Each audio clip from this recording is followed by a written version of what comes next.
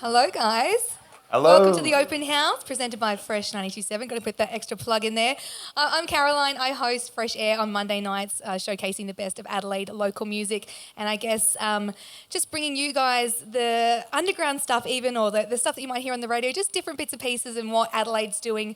And we're really proud of it. I'm really proud to say that Adelaide is making some amazing tunes. And some of those people who have submitted stuff, I can see faces out there, even though the light is extremely blinding. But let's get down to business. Got the guys from Bag Raiders here.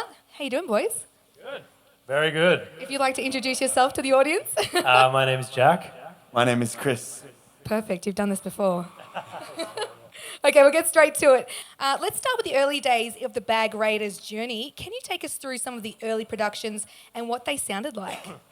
Yeah, well, firstly, I would say it was still cool when we started because we had bands like The Presets and Cut Copy and Banshee and people like that who had gone before us, and it already felt like there was a cool scene there, I think, anyway.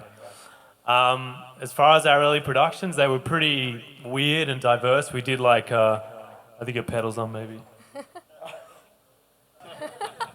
That's better. We did a whole bunch of different stuff. We actually started out doing like really like electronic ambient type stuff, which is what we were both listening to at the time. And we were both into hip-hop, instrumental hip-hop and ninja tunes and stuff like that. So we were making things like that, and it was only through our buddies who had a club night called Bang Gang, which when we came up in Sydney was like a really big deal, and we would go there and hang out, and it was like a cool place and a cool time, and that's how we, I guess, gravitated more towards club music and dance music. Nice. Now, you're both classically trained musicians, and well, I'm going through the list here. You can play piano, cello, violin, guitar, clarinet. I'm guessing like the triangle's in there somewhere. That's triangle is surprisingly Cowbell? hard to play well. Now, you're on the verge of an album, hopefully, this year. Yes. For those who don't have their record deals, how has this Bag Raiders second LP come together, and how long has it taken? How long is a piece of string? It's been a long road. I don't know where to begin with that. It's been a long road, and partly because of the fact that we toured a lot on the back of the first record, and then, like I was saying, we weren't really able to work while we were touring, so that was 2 years gone. And then we spent another 2 years mostly in LA writing and recording, and I think we both can be pretty perfectionist and anal about things, so that took a while as well. But now it seems like we're going to have a record out in September, I think, so that's pretty cool. And also we just wrote 100 songs, which is totally different to the first record where we only really wrote the album, that's it. One didn't make it, I think. Yeah. The first time around.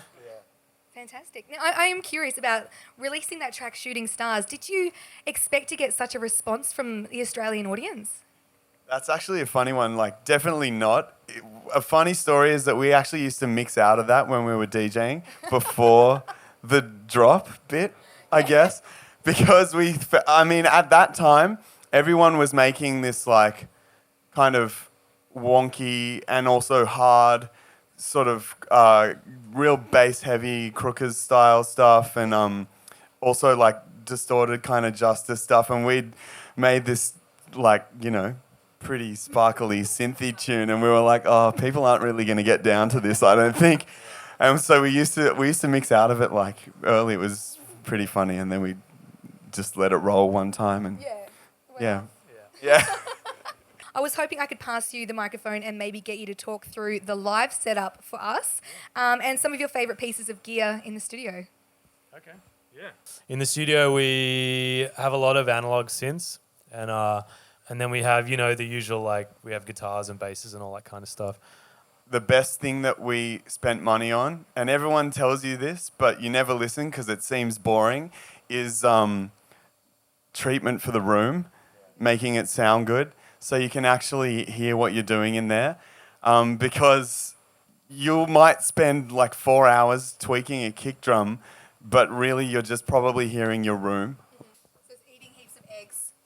Eating heaps of eggs and saving up the egg cartons just doesn't cut it. You need to actually spend some money. Yeah. I think someone told me that's a myth, but you still see those egg cartons everywhere. Yeah. I don't know. Maybe people just like the way it looks. Yeah. So, where to begin?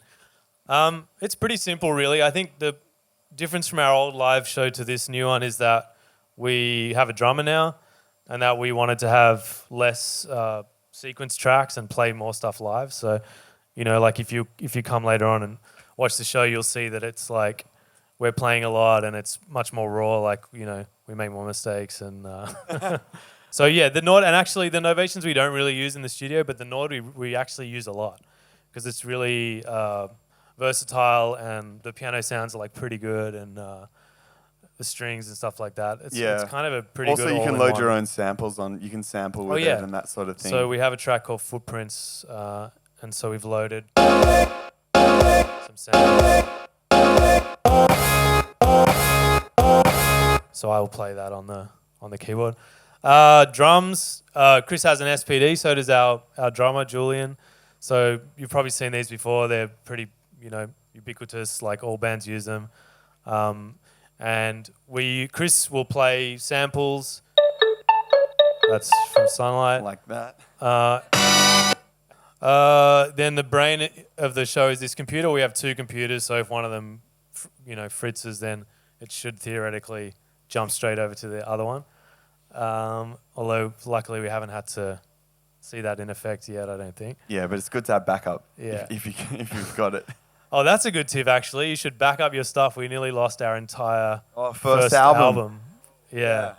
It was very stressful few We're days. at the data recovery guy in North Sydney. Yeah. Please help us. Yeah. He helped us. Yeah, he saved us. Yeah. Yeah. Yeah, let's do it. Hey guys, I'm Callum. Hey man. It's a bit of a, hard question to really ask, I guess, because it's almost a bit taboo really, but from an artist perspective, on the back of the success of something like Shooting Stars, which, was hugely successful, from an artist perspective, how do you guys then go, okay, what do we do next, basically? Well, I don't know. I guess we never. You mean is there pressure involved in trying to back it up? Or? Both of do you really accept that pressure and kind of just roll with it and go, oh crap, how do we reach that level again? Or do you just kind of go, no, let's just get back to a basics kind of thing? Or? I guess I personally just never really thought about it.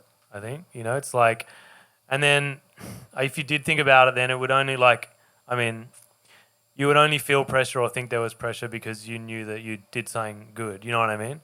So I think I would think about it more in that way than anything else. Yeah. I think you just make another song, and that other song is going to be another song. And I don't know, you might feel pressure from record, maybe a record label is we need another Shooting Stars. And it's why would we make another Shooting Stars? Shooting Stars is Shooting Stars. Let it be its thing. We'll make, move on with your life. Yeah, awesome. I actually have a question. I was walking down the front. Hey, guys. The collaboration process, is it generally vocals first, then drums, percussion, melody, leads, or is it a chicken or the egg sort of situation? What generally comes first? Every time it's different. Sometimes it's a voice note that you had to jump out of the shower and quickly record it into your phone, and sometimes it's that. Sometimes it's at a song at the piano. Sometimes you're just making a drum beat. Sometimes it's sound check, We're both just fooling around on keyboards and I'm that's actually pretty good. Let's just record this for a second, On behalf of Fresh 92.7, I just want to thank all of you for coming to this Fresh Air Open House. We do this so that you guys can ultimately take some benefit and take some lessons away from this, and hopefully it'll help you guys do what you do if you're making music, or if you're just curious to know more about the industry and more about artists like Bag Raiders who you love. I really hope this is a cool experience for you. So with that, we'll wrap this up, and I hope to see you guys all at our next Fresh Air Open House.